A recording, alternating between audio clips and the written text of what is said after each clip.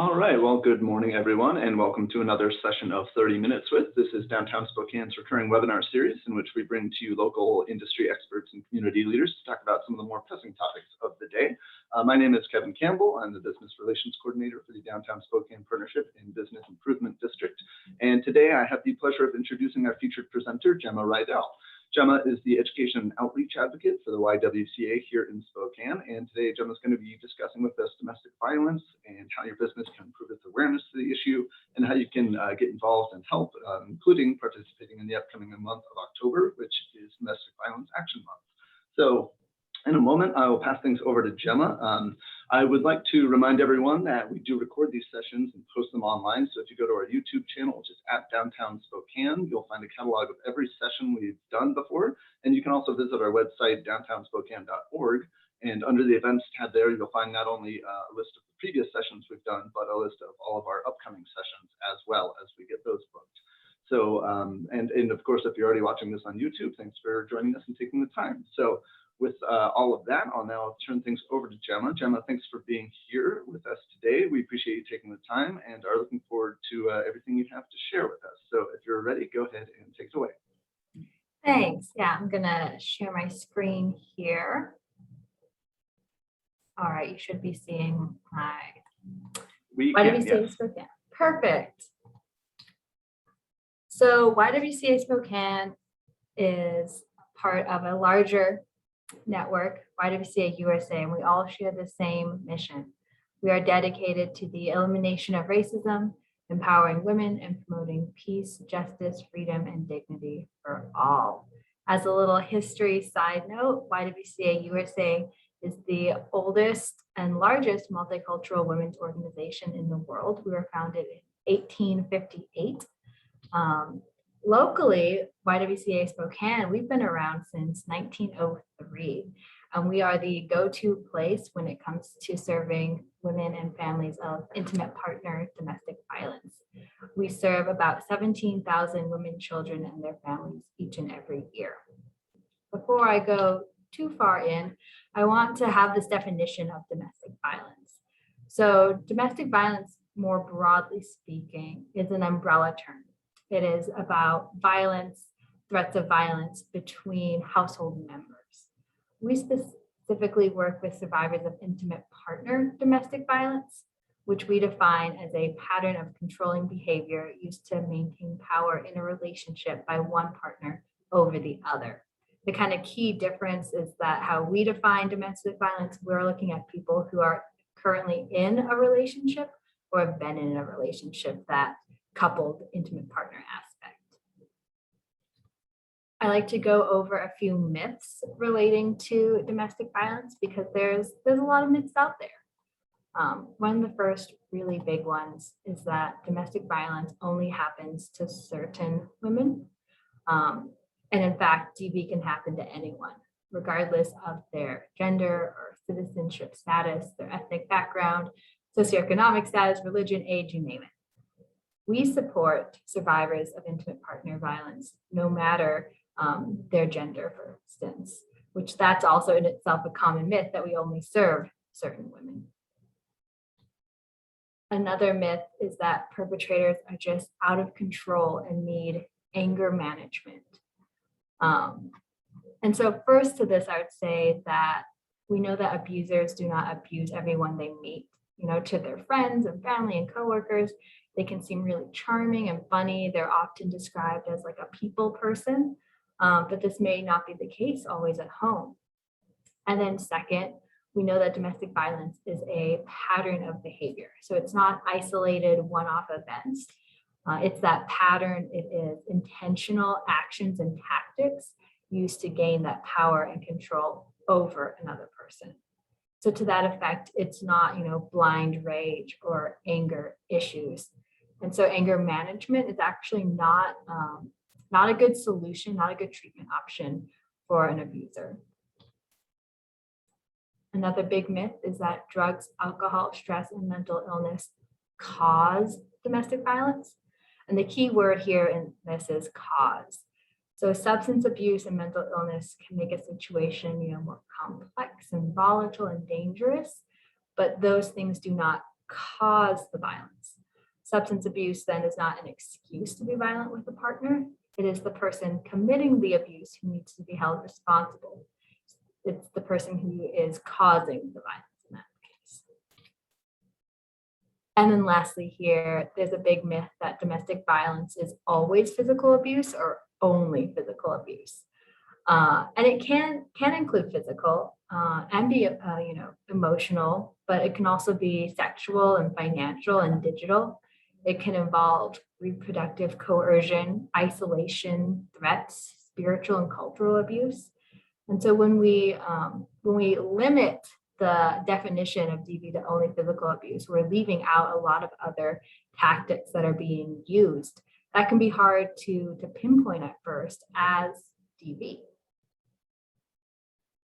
I want to share some national statistics real quick to just give a little scope of the situation.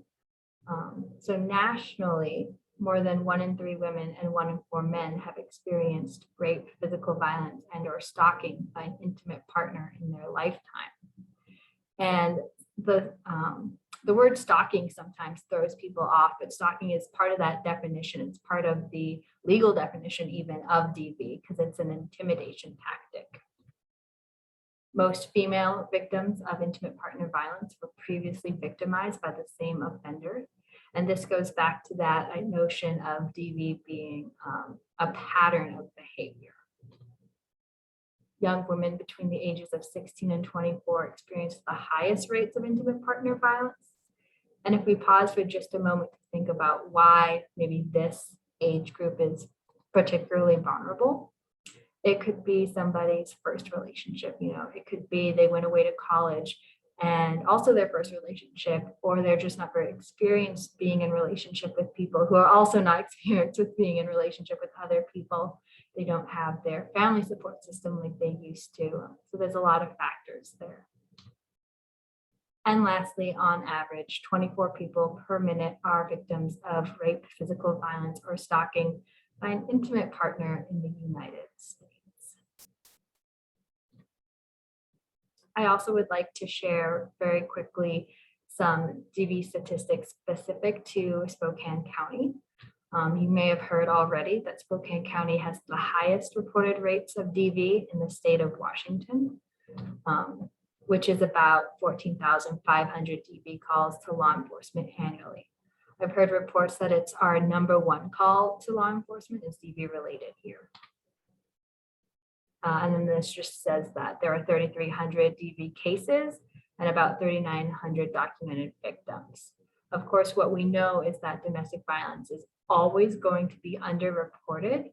So those numbers are definitely higher in actuality. More than 2,000 children are victims or witness domestic violence each year. And I'll get into a little bit later on how our services, how some of our services are geared towards those children. And then it's estimated that 1 in 3 women and 1 in 10 men experience DV in Spokane County. Again, this number is probably much higher due to underreporting.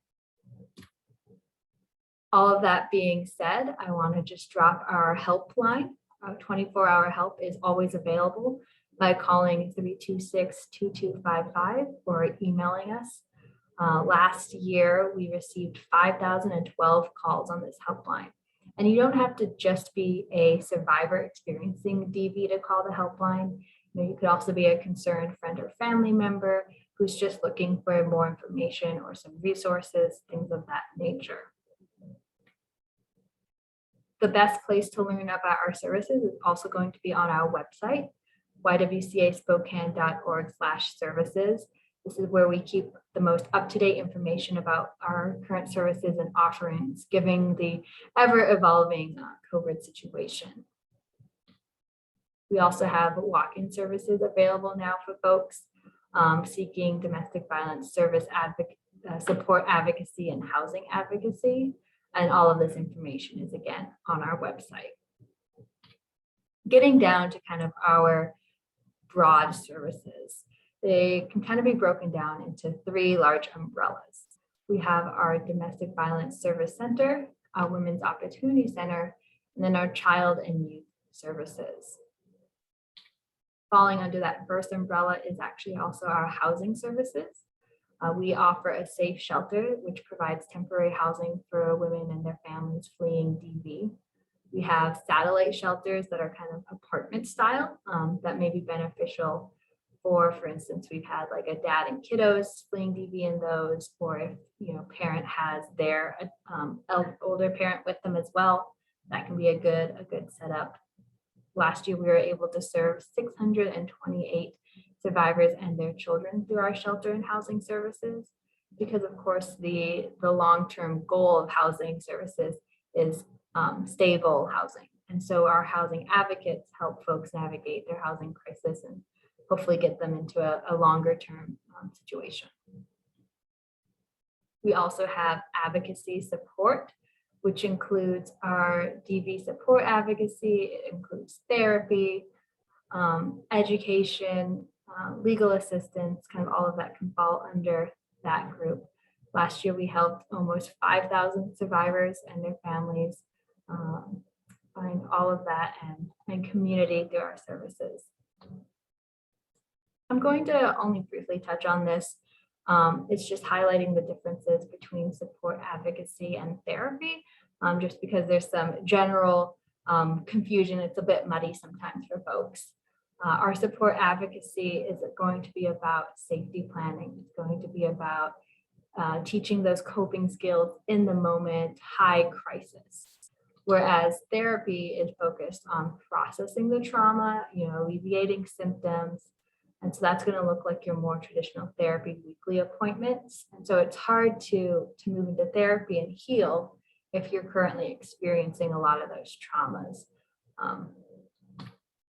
Our legal services include, helping folks with protection orders, parenting plans, divorces, custody, things like that. In 2019, we were able to help 2,500 victims of DV navigate the legal system. If you've ever engaged in the legal system, you know just how complicated it is and how much paperwork there is. And so our teams are here to help folks navigate those. We also have our Women's Opportunity Center, which focuses kind of on helping with those skills and tools needed for success, job readiness, school readiness, financial education. We've also in the past had things like trauma-informed yoga sessions. We have an expressive art group looking at kind of that healing journey as well. We're also known for our Sisters Closet, which is Spokane's only free clothing boutique for women. And we are very excited that we have now been able to offer those one-on-one appointments again. We couldn't for a while due to COVID. But essentially, a survivor makes appointment, they get to work with a personal stylist, try on a bunch of outfits, get to walk away with some outfits and some personal hygiene materials if they need. And so that's just a huge need in our community. During COVID, we've also been able to create care packages for folks. So they would be assembled by staff containing those clothing and hygiene items and either given directly to the survivor or stored safely on our site for them to pick up later on should they need it. We are able to accept donations now on Tuesdays from 9 to 5. Again, all of this information can be found on our website. Transitioning into that Child and Youth Services umbrella, we have ECAP, which stands for Early Childhood Education Assistance Program. ECAP serves eligible children and families based on the federal poverty level to ensure that all kiddos can have the most, be set up for success. And what I love about ECAP is it provides that kindergarten readiness for the kiddo, but then it also works with the whole family. It talks about health and nutrition services, family support, advocacy training, parent education, there's all of those pieces. It's a very holistic approach. We have child and youth advocacy. So for kiddos who have witnessed or experienced DV in their homes, they can speak and work with our youth advocate who can help them kind of heal and process that trauma, coping skills again, things like that. And then lastly here, we have our drop-in childcare. say, you're a parent and you want to seek services with us, but it's not safe for you to leave kiddo at home and you don't have any other childcare options. Well, we have Safe Haven, which is our drop-in facility where parents or guardians can receive services, upstairs in our main building while their kiddo is safely cared for downstairs. So that's a great way that we try to reduce barriers for our survivors. As I mentioned before, we have that 24-hour helpline, which you can call, text, or email, information on the slide. So with all of that being said, we have some really exciting announcements regarding Domestic Violence Action Month, which is in October. So getting involved this DVAM, we kind of have two options, asks. The first one being shine a light for survivors. We want to paint the town purple. Purple is the nationally designated color for DV awareness. And for survivors, this can really be a symbol of, peace, courage, and honor their journey and show support for ending the violence. And so for this one, we're asking, if you want to incorporate purple in your decor, in your lighting, in your clothing, however that looks. And we will also be putting together a kit of materials for businesses that includes things like flyers and posters and pins and window clings for businesses and employees to wear and share.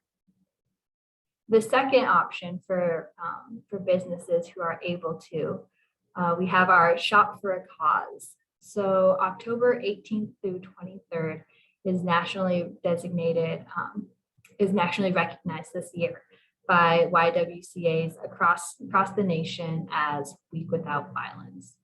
And so we're asking that folks kind of shop for a cause, that they donate a portion of proceeds to us, to YWCA Spokane, to kind of help us raise that vital funding so that we can continue supporting survivors in our community.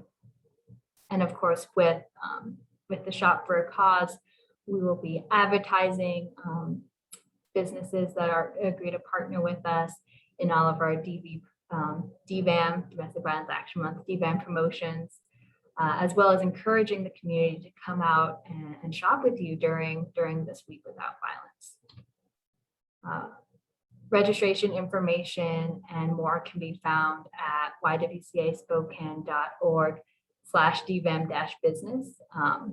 And there's also other contact information later on. Other awesome opportunities that we have this October include banner sponsorship. We're going to get those big purple banners downtown that will be custom for businesses or individuals to sponsor, and which we hope to use again in the future to help have that visual awareness raising campaign. We also have our matching pool for sponsors to help encourage kind of a community-wide support, helping us again meet that critical need for funding.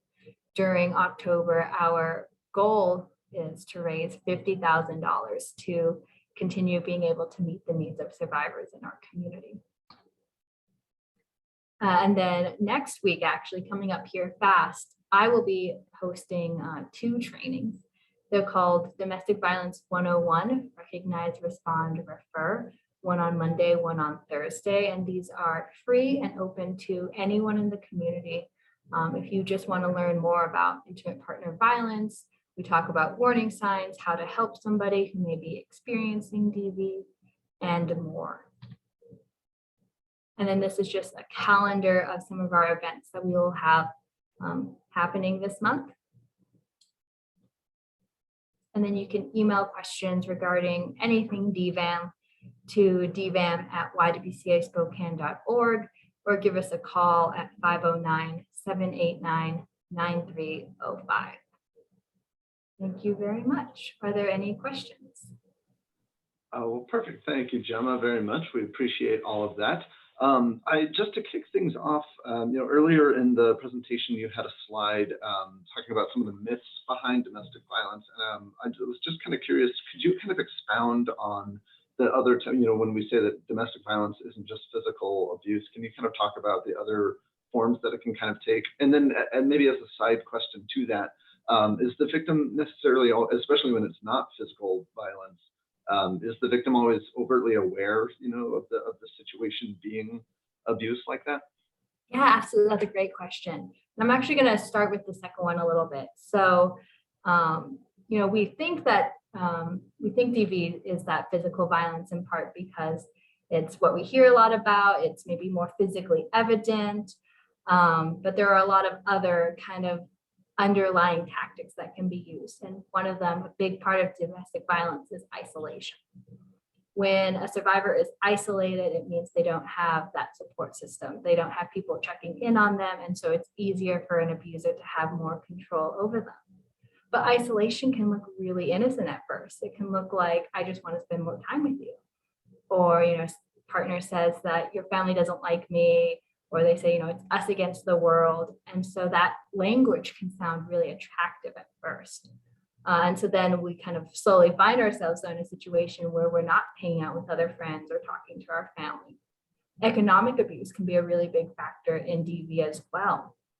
If we've been in a situation where, you know, we're told we are not allowed to work by our partner, that, you know, their income is enough for the family or whatever that looks like, or we're cut off from joint family, you know, savings or things like that.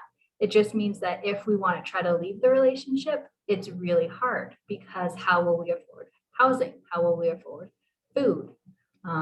Another factor can be kids. If there are kids involved, you know, partner can threaten to take the kids away. Partner can kind of badmouth us to the kids and try to create tension there.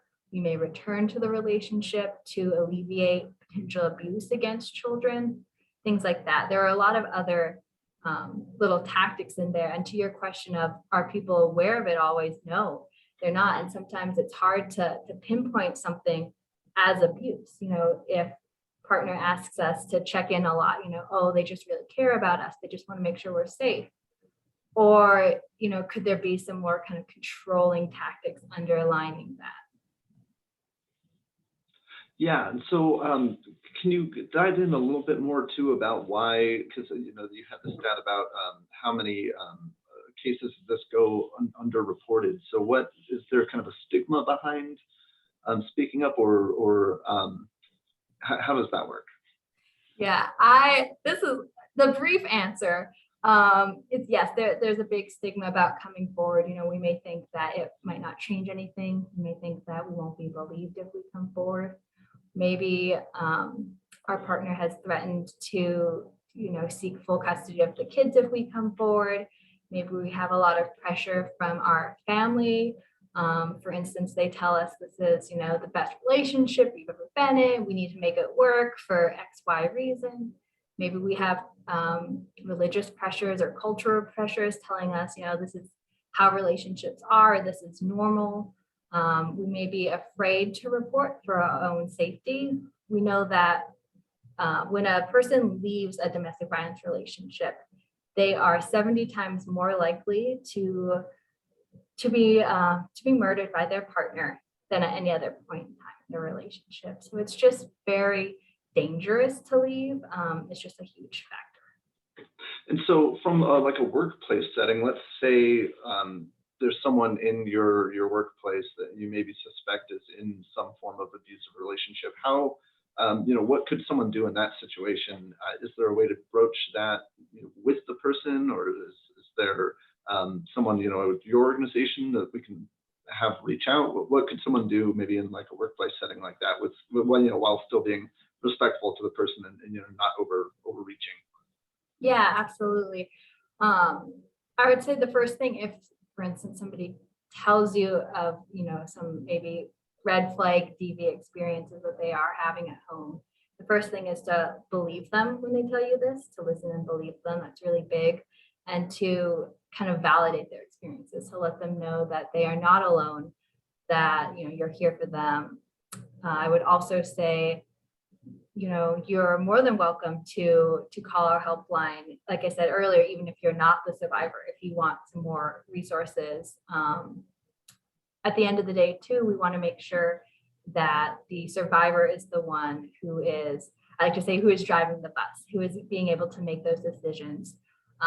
Because we don't want to give them any kind of ultimatums or things like that, because that assumes, one, that we know what's best for them, which we don't. Survivors are always going to be the experts on their own experiences. They're going to know their relationship better than we ever could. And the second point is, we don't want to put them back in a power and control dynamic where we are telling them what to do. They're experiencing that a lot already. And so we really want to empower them. We want to maybe let them know that there are options out there. They can reach out to organizations like ours for help, for if they have questions or things like that. I would also say that my training, DV 101, goes into this in a lot more detail than I can remember off the top of my head at the moment. That's great. So we are just about at time, but are there any other things you'd like to let these businesses maybe know about, or ways that they can get involved even outside of October, which is something we'll definitely be on board with too, and getting that purple out as much as we can. But any other ways that businesses can get involved with your organization?